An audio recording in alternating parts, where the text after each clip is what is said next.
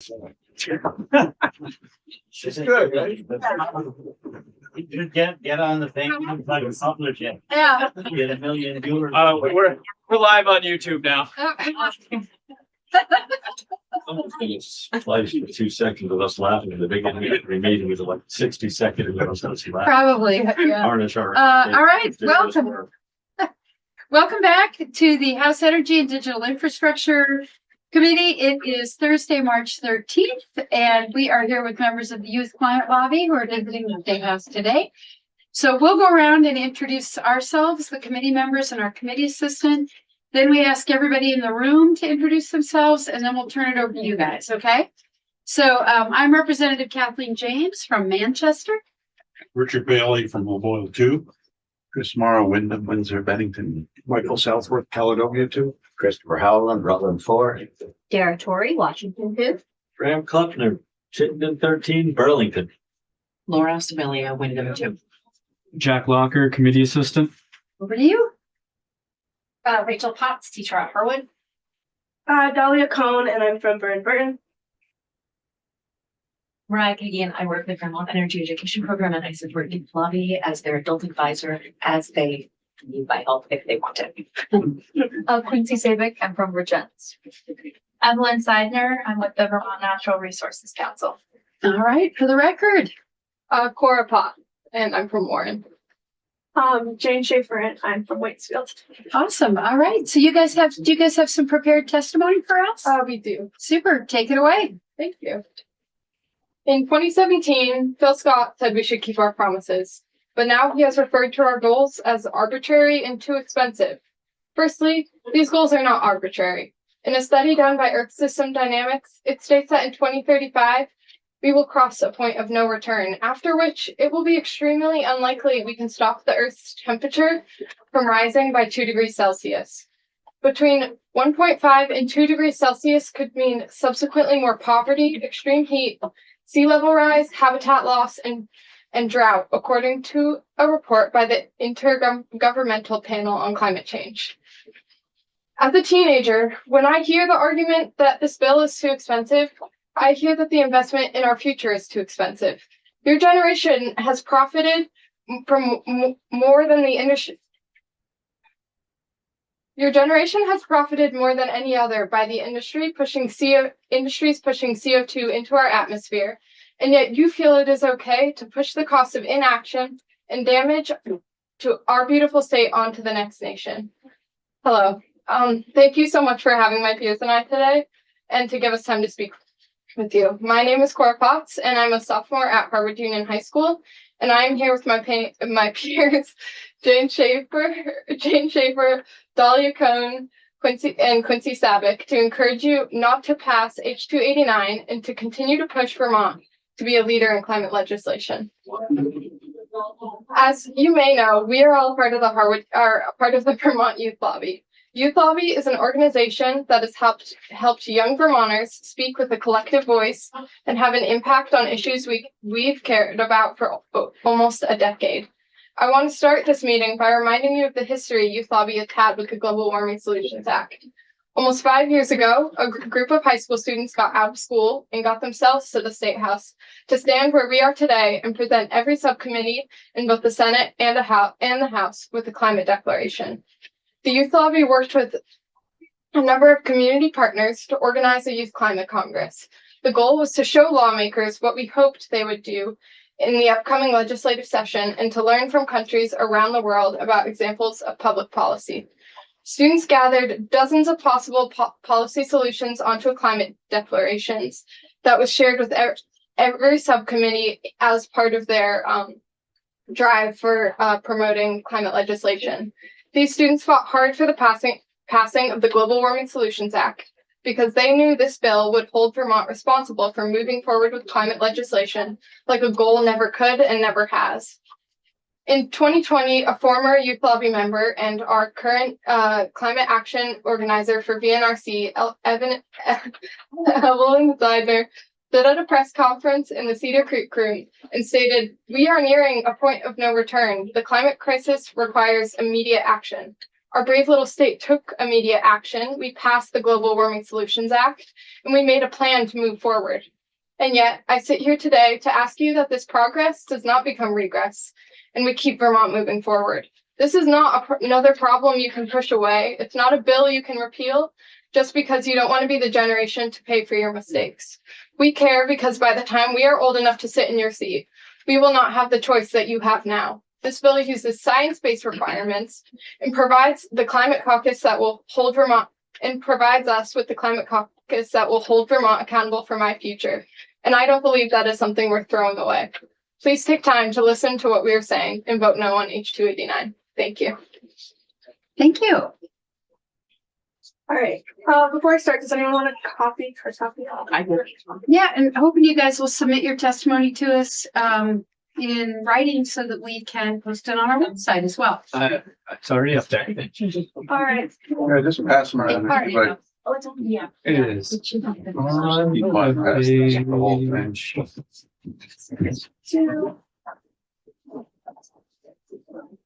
Yeah. Laura, is that your first time testifying? You did great. Thank you. We'll hold our questions till you guys are all done. How's that? Okay. All right.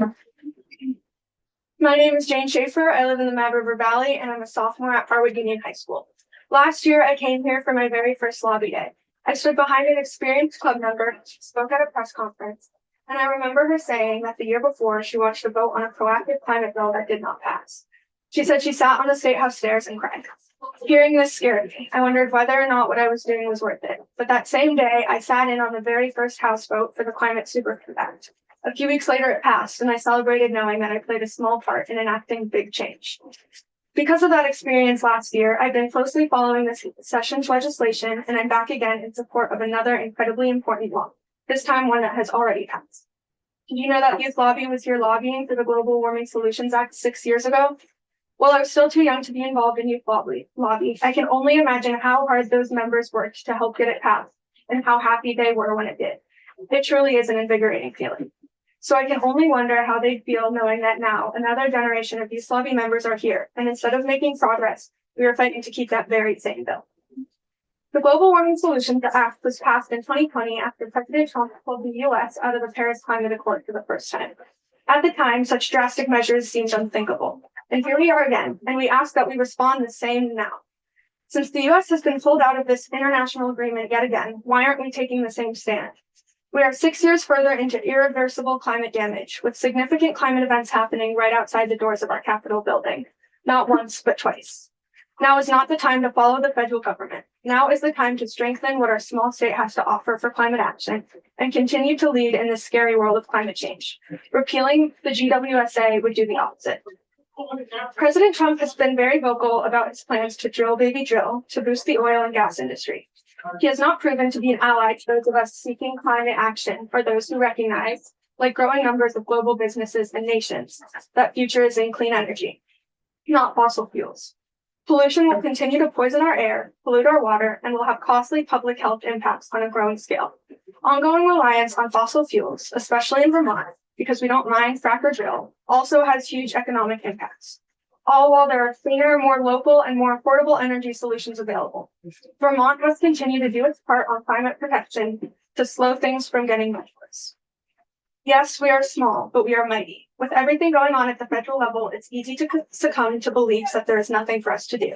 You can do your part by voting no on H289 and yes on climate bills that can move us forward.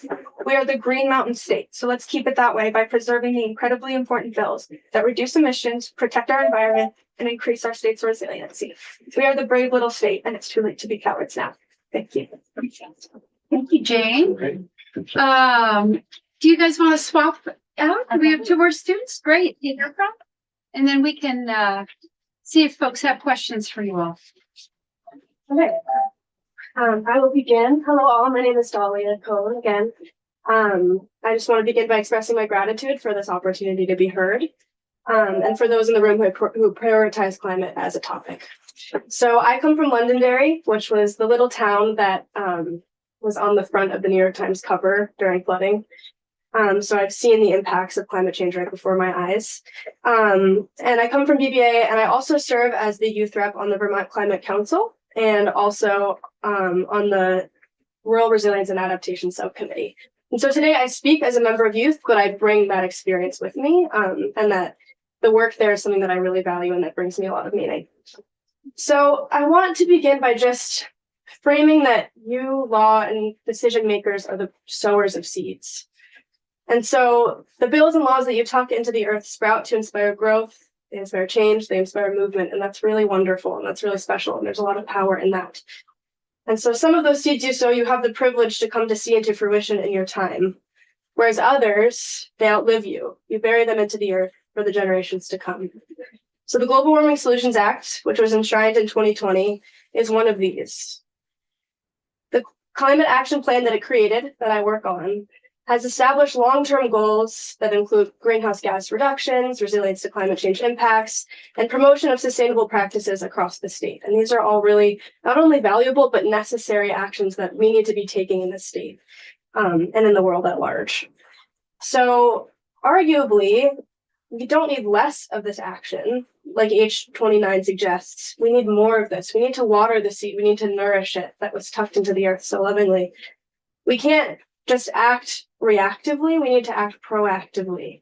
We need to support bills like S65, which is being considered right now, and other ways that we can kind of water the seed of climate action and climate resilience instead of digging it up and basically throwing it aside. So I do acknowledge that there are challenges to this climate action. One of them is budget, and know that finances are a shared value and financial burden on Vermonters, I understand. However, consider the financial burden of climate on the generations to come. When you worry about what you can afford today, you fail to consider what we will be able to afford tomorrow. There's also the argument of the ineffectiveness of the plan, which I also hear, and I know there's a lawsuit happening right now, but I would argue that cultivating a seed takes time. We can't expect growth and fruit right away. It takes time, it takes patience. We need to tend patiently, and we need to continue promoting more action that inspires growth instead of just throwing the whole plant aside because we lack the patience. I have a lot of pride in this state, just like my peers, our brave little state. And I think that to uproot the plant, we're giving permission to all of the other members, leaders, states in this global field of action and or inaction. So how we tend to our land influences how those around us do the same. I work on the council, and I do that work because I know that none of us have the luxury of sitting back or pushing this to the side. I do this work for our state because I care. I know that each and every one of you care too, for the people and the planet to come. I know that that is a shared value that we hold. And I'd remind you that this is not a field you are cultivating, this is our futures. So I ask you, what seeds will you sow today? Thank you. Thank you all for having me today. I just want to acknowledge how grateful we all are to have you welcome us into your space, and how grateful I am for those of you who have made sure to have climate on the top of your radar. My name is Quincy Savick. I'm a student at Virginia Union High School, and I've lived in Addison County my entire life. Living in that rural area, the environment around me is something that I was taught to protect from a really young age. My mother worked in clean energy for all of my childhood, and my father had dedicated his adult life to preserving the history and natural resources of our state. Their commitment to building a sustainable, clean future for Vermont is something that I've always admired and I've hoped to someday live up to. I've been involved in advocacy for as long as I can remember, and I've always been inspired by the climate-forward approach taken by Vermont leaders. At the same time, I've seen firsthand the impacts of high taxes on my neighbors in Addison County. This is an issue that we continue to struggle with statewide, and especially in the Champlain Valley. It's been really impactful on me. I believe that these two issues must be addressed together. The Global Warming Solutions Act aims to address Vermont's carbon emissions in a way that prioritizes long-term solutions that are not only sustainable for our planet, but also take into account the difficulties of low-income Vermonters. It saddens and angers me to see Senate and House Republicans moving to change our existing policies in favor of quick fixes and vague future plans that will ultimately leave our state in debt in more ways than one. If action is taken to remove the existing climate legislation, the impact may not be felt today, tomorrow, or next year. Ultimately, it is not the current legislators and leaders who will feel the impact. It is their grandchildren. As an inheritor of this beautiful state, I cannot stand by and allow choices to be made that will further worsen the already catastrophic damage we have caused to our planet. It is necessary that we take into account the future of our state and not just our current pocketbooks. The climate crisis is not something we can put a Band-Aid on or shove aside to prioritize other issues. It must be at the forefront of our decision-making now and going forward. To my state government, I ask that you look around today and understand that these are the people who will be left with the consequences of your actions. It is up to us to make choices that will rectify the damage done by today's legislators. I hope that today's display of unity and action can demonstrate to those in power that the youth of Vermont demand a say in climate action, and we will not settle for plans that put off real action, and we are not fooled by empty promises for change. Thank you all. Thank you, Representative Klebner. Great job. I think we have questions probably for all or any of you, maybe. So I just want to offer one quick correction to the most recent testimony, which is you thanked us for welcome you into our space. This is not our space. This is your space. This is the people's house. So while I appreciate your courtesy, please feel that this is your house. Thanks, Rep. Klebner. I was curious to hear. I always remember with great passion, I guess, the days that the Youth Climate Lobby comes to the State House. It's a special day. I think for all of us, I definitely remember the day that you guys came in to deliver the declaration. I remember the times that you've been here for some of our most important votes, including the vote on the GWSA in 2020, because I was here for that. So we really appreciate your passion. And it's powerful. The voices of youth are powerful and you guys matter. So I am curious to know how you guys each got involved with the Youth Climate Lobby, and how do you guys work as a statewide organization? Or is it mostly just coordinating, today, and then you reach back in your own communities doing your own climate work? You want to begin? I mean, I know that in terms of how I got involved in the cause, my stepdad works as an energy auditor, so I've kind of lived my whole life through the lens of sustainability, and really upholding that is one of my greatest values. I started kind of by being the leader of my school's environmental club, and I got the opportunity to be on the council, and then it just kind of flourished from there. But as for the group, I know that kind of Jane and Cora know more about Youth Lobby as a whole organization, so I think leaving that to them to speak to as well. Okay. Yeah, I kind of a similar journey to Dahlia. I've always been involved in my community in a lot of ways. And then I joined my school's green team, which I'm now the leader of. And then I joined the Vermont Climate Council as a youth representative as well. And that kind of brought me here today. I was here last month at the Climate Solutions Caucus, and that was my first Youth Lobby event. Yeah, I kind of first got involved in climate work and kind of that work in general through a club called CPS in middle school. And then as I got older, I was like, wow, there's this huge opening for me to use my voice. And it can feel really powerless kind of sometimes just living in this world. So it was one of those things where I just really wanted to take advantage of this opportunity. And in terms of the statewide organization, a lot of work does happen in between schools, but then we all come together frequently in meetings, and we plan times like this where we can all come together, or smaller lobby days where we can come and just watch and ask questions. And so it's really a collective voice of all of us coming together and spending a lot of time working with one another. It's great. So I was also in that same club in middle school, CPS, Cultivating Pathways to Sustainability, and I really enjoyed it. And then one of the teachers at our high school was like the teacher that helped start Youth Lobby. And so I got to know him and I got really interested. And then I came last year to a lobby day, just curious. And I felt like so in over my head. I didn't know what was happening, but I also loved it. And it was so cool. So then this year I really worked on understanding what was happening so that I could be here. I also have I know have been talking about the climate declaration a little bit. I have a copy of it here. Oh, great. If you guys want to take a look at it and pass it, if you want to pass it around. I was hanging in our old committee room at one point. Yeah. Thank So you. was today's event based around 289, the bill, or did you plan this a while ago? You know.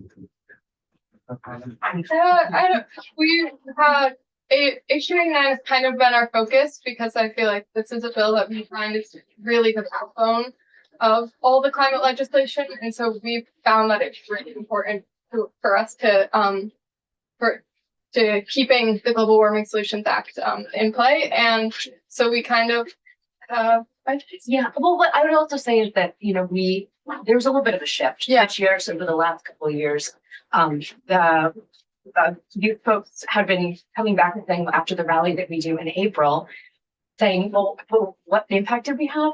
There was nobody in the State House. And then we were hearing from all of you, hey, y'all weren't in the State House when we were there. And so the idea was, how do we do something that actually happens while you all are in session?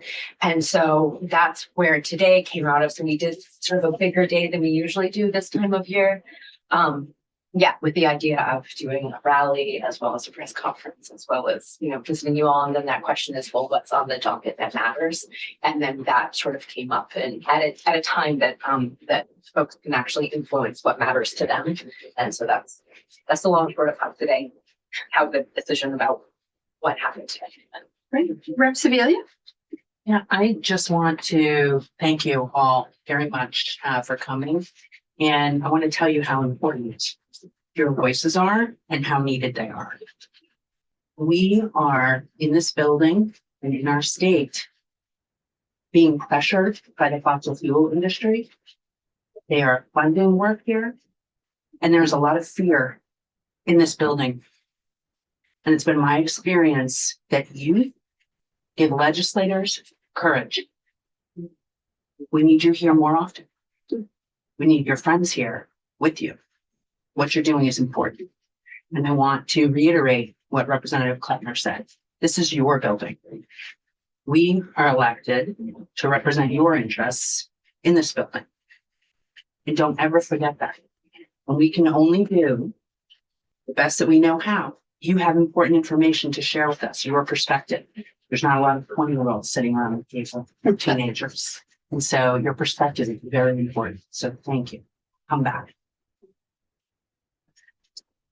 Brett Campbell? Yeah, I just want to echo what the civilian said, Laura and Graham, and just tell you how impressed I am. Make me very proud. Next generation.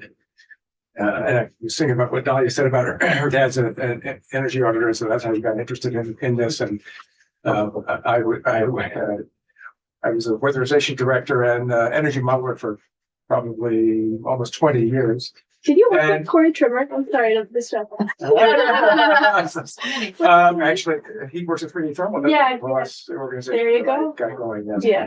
And we did not overlap, but yeah. So yeah, and my kids did not do what you all did. So I'm just really impressed. Thank you. Good job. Rep. Kleppner? First of all, having spent 3 years on the climate council, thank you guys. I know exactly how much of a time commitment that is. And it's very impressive that you choose to do that with your time. Question for all of you, setting aside all the legislation, what are the environmental things going on in Vermont right now that you would like us to deal with? I can speak to that. In Addison County, we're right on the lake. Something that is really important to me and my community is lake pollution from farms. Manure runoff has become an enormous issue in Panton and Ferrisburg and the surrounding towns. And that's something that I've always felt very strongly about. My dad works in nautical archaeology. And so he's experienced firsthand the effects that that's had on our existing historical artifacts and relics that are in the lake. And now to have people just dumping in pollutants without seemingly any care for the lake, it's really hard for me to deal with. That's something that's a personal effect, that I was on to deal with. Other? That would have been bad. Well, as I said, I live in Waitsfield, which is a very ski community, and I'm a ski instructor and I'm a ski racer for my school. And watching last year racing, it was very warm winter, warmest on record. And this winter being unbelievably cold, every race I had was under 15 degrees. And just the difference in those 2 years, and just obviously skiing is very important to me, and the mountain and that whole community, and it's very important. Yeah, I mean, if I was to speak to something, like Jane, I spend a lot of my time at the mountain. I snowboard and I snowboard instructed for a while, and so that's important to me also. Another thing I would say is I know this is something that comes up quite often, but flooding is still really important. Like just last week, our middle school was out of school because their school flooded. So there were middle school students in our building of teachers' kids who couldn't go to school, and just seeing kids that aren't able to be in school and be getting an education because of things like flooding are a really important issue for me also. Yeah, I mean, and this ties into flooding, I think, in working so closely with the Rural Resilience Subcommittee, I learned a lot about what community resilience means and what it takes. And I think it kind of ties again into the proactive versus reactive choices. And I think just all of the bills and the legislation and whatever we can pass that really just empowers Vermonters and prepares Vermonters for flooding, or because it is a reality. And so I think the people of the equation are really important. And so any legislation or bill that really focuses on the people and uplifting the people and preparing the people and empowering, that's where my heart lies the heaviest. Troy. I just want to say how proud I am of all of you for showing up. And you've been so inspirational the whole time I've been in this building. So I was in that Environment and Energy Committee last session, which was a very dynamic session where a lot of work that had taken a long time to come to fruition kind of happened. And we dealt with some really controversial legislation. And I found that the youth that visited and supported us during that time were really foundational, like really helped. And somehow, however we keep in touch, it seems like it's working. But I would love to hear if there's other ways our work and how we could be more accessible and connected. If you have any ideas on that, just keep in touch. Let us know. And then the other quick question I have for you is, in a lot of our communities, our schools are like the biggest building in town. They might be our emergency shelter. I'm just curious, how does your climate advocacy play out in your schools? I think in my school, it's actually a pretty big group. We have a lot of awareness, but I think, Addison County is a very local area, I would say. So there are a lot of people that are very in support and a lot of people that are very against. But I think that, in our school, we can see the effects as everywhere. No one can ignore the fact that it has snowed less in the last 5 years than ever before. And I think that people are starting to see real impacts in their everyday lives, especially the farming families. They're even noticing an impact on their crops. And those are people that are generally very resistant to our group's ideas. But they're starting to be seeing those effects in their everyday lives, and it's harder to ignore when it's in your backyard. Yeah, myself first. Thank you all for coming, and thank you for your insights. It's good to hear from people other than us. Our age. Yeah, I was gonna say that, but I didn't know that. Yeah, our age is a Yeah. fairly broad band. Our ages. Yes. Yeah, Rep Clapper. Two things. First of all, it's nice all these people are saying, "Oh, we're so proud of you," right? Like whatever. I think a more important goal for us is for them to be proud of us. So I'm gonna set that out there. And a second question: what's up with the gender imbalance in your delegation to our committee? We had a pretty good balance of March, I feel like. I mean, we got this question last time too. We were here. I don't know. I think sometimes just the way it works out. Yeah, I think a lot of women feel very empowered to promote advocacy in this area in general. And I think we all feel that conviction. And I think it is sometimes very divided, but even if there's not diversity of gender, we all have a diversity of backgrounds and ideas. So Yeah. I think there is still plenty of variety represented. Rep Sibilia. What are you doing next? Because I don't know where you are in I'm assuming you're all high school. Yeah. So what are you doing next, or where are you going after high school? I'm not totally sure. I love science. It's kind of where my heart's at, and I'm not totally sure where directly that's going to take me, but that's where I'm headed. College. I'm interested in going pre-law. I'm a senior now, so I've been accepted to some schools. I'm still kind of deciding, but some kind of major that upholds the environment and the people, and I'll see where I go with that. I'm really interested in speech language pathology, but then every time I come to the steakhouse, I feel this draw to it. So I guess it's yet to be decided. TBD. You better do both, because this doesn't pay very well. Exactly. Part-time. Yeah. Oh yeah, Rep Bailey. Yeah, and I would like to say thank you for stopping in.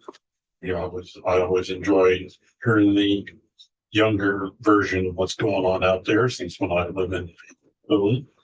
So, thank you for coming.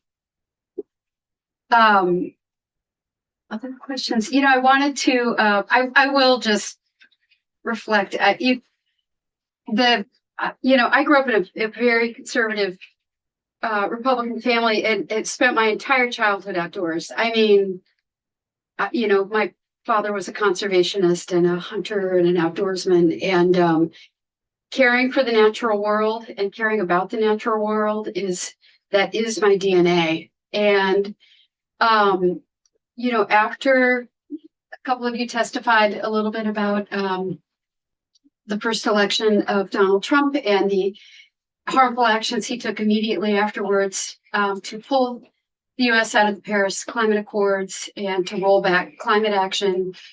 And I felt, I can't remember who spoke about feeling a sense of hopelessness, but at that time in my life, I felt a sense of hopelessness and despair, and I felt very disempowered. I felt that there was nothing I could do about these, for me, personally, very terrifying and personal. What was happening to our planet felt personal to me, and to my soul and to my family and to my children. And that is why I am sitting here today. It's why I decided to run for office. I ran on a climate platform. When I first ran for office, it was the first time that high school students had come out to knock doors for a local state house rep race in our region ever. And I had a team from BBA, and we knocked on hundreds and hundreds and hundreds of doors. And we talked about why climate action mattered and why it was directly related to people's lives and to their pocketbooks and to our future. And we talked about our children, and I won. And what I have learned over time is that it doesn't solve everything, but for me anyway, the antidote to fear and disempowerment is action. And every day that I'm here in the State House, I know that I am doing something that I can be proud of and that I can tell my kids about. And when I die, I will always know that I did this. And so I am just really, it's inspiring to me to see younger people taking that action at much you know, if I had gotten that jolt or that spark when I was your age, I think my life would have taken a very different path. Now, I'm pretty pleased with the path my life has taken, so I don't need to look back and have regrets. But it's interesting to me, at what moment in your life do you think, I have to do something? Not everybody else has to do something, but I have to do something. And I'm so grateful that I had that moment for myself. And you are welcome here. So thanks for everything that you're doing. All right. Wow. Yeah. Thanks. And I have to get a picture of our BB